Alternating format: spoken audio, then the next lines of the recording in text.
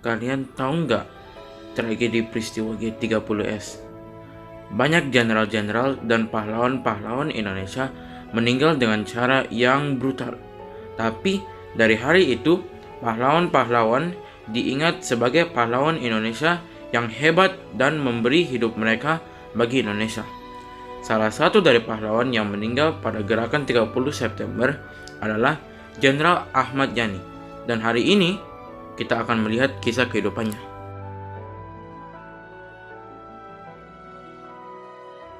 Nah, pertama, Ahmad Yani lahir pada tanggal 19 Juni 1922 di kota Purworejo, Jawa Tengah. Beliau harus memindah kota karena sang ayah harus bekerja di militer Belanda. Ini menyebabkan Ahmad Yani untuk merasakan dunia militer pada pertama-pertama. Pada tahun 1940, Ahmad Yani memulai pendidikan militernya dalam program KNIL untuk militer Belanda. Karena waktu itu Belanda berkekurangan tentara untuk melawan Jepang pada Perang Dunia Kedua.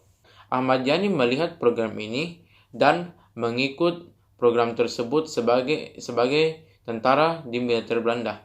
Tapi pendidikan tersebut terpotong karena Jepang mengambil Indonesia dan Belanda menyerahkan Indonesia kepada Jepang tanpa syarat. Pada masa kekuasaan Jepang di Indonesia, Ahmad Yani tertangkap dan diberi kepada sebuah kamp tawanan. Beliau bekerja di kamp tawanan tersebut selama 2 tahun, sampai pada akhirnya beliau dibebaskan sebagai rakyat Indonesia. Dari sini, Ahmad Yani melanjutkan pendidikan militernya dari sebuah program yang bernama PETA atau Pembelaan Tanah Air. Dari pendidikan tersebut, beliau menyelesaikan pendidikan militer dan lulus sebagai jenderal. Pada masa-masa selanjutnya, Jepang terpaksa keluar dari Indonesia.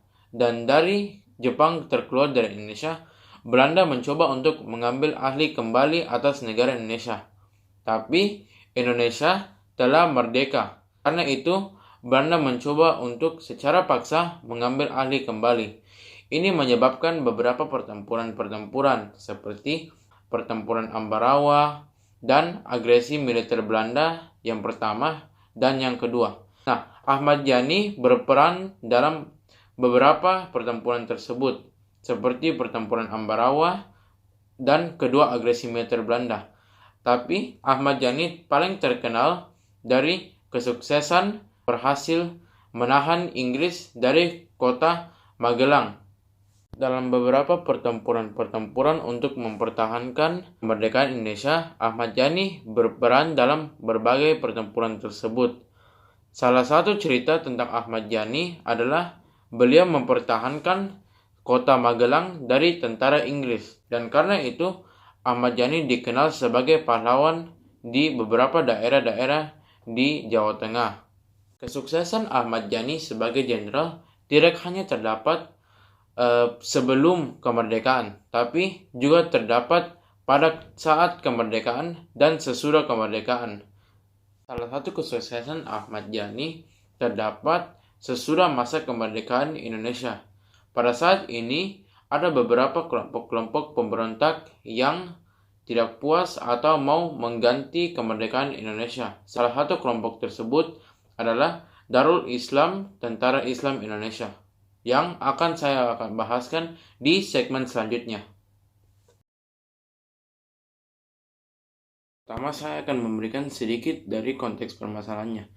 Pada awal kemerdekaan Indonesia, ada beberapa kelompok pemberontak, seperti pertama, pemberontakan Angkatan Perang Ratu Adil atau APRA, pemberontakan Republik Maluku Selatan yaitu RMS, pemberontakan PKI yaitu Partai Komunis Indonesia, dan yang saya akan membahas hari ini, pemberontakan Darul Islam Tentara Islam Indonesia.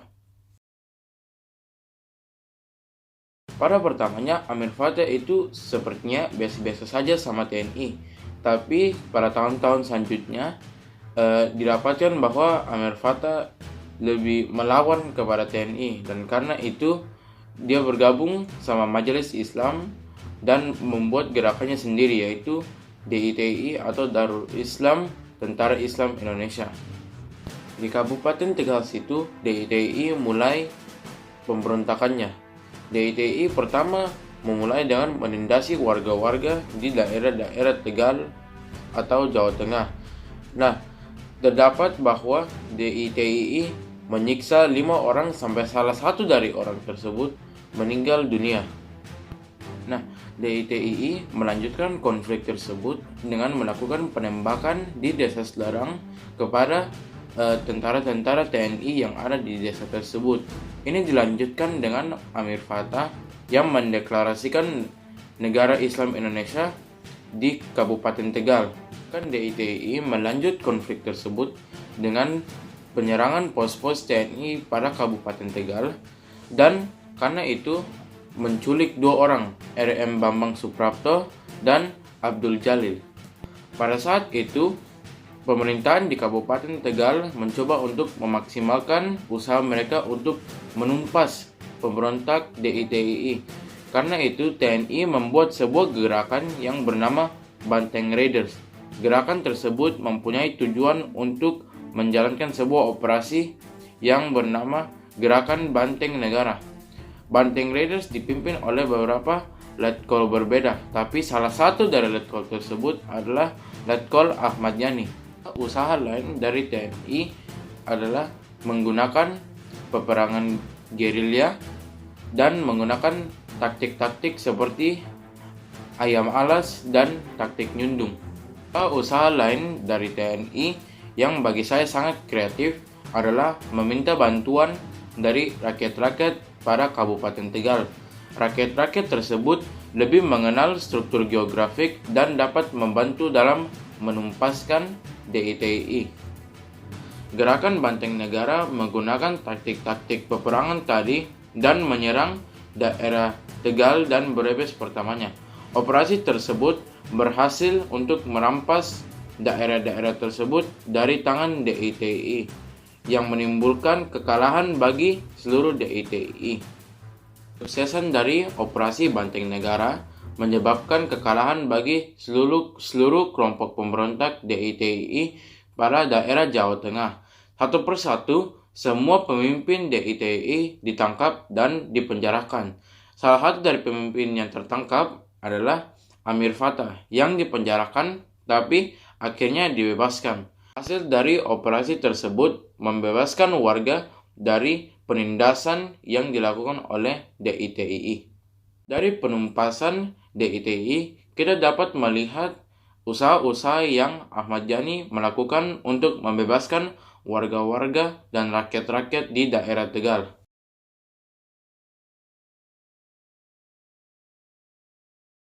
Pada malam 30 September 1965, Ahmad Yani terbangun dengan tentara-tentara yang berada di depan rumahnya. Kalau begitu, tunggulah. Saya mandi dulu. Sebaiknya tidak usah mandi, Jenderal. Paling tidak cuci muka toh dan berpakaian. Tidak usah berpakaian. Lancang kalian. Tahu apa kalian? Jadi.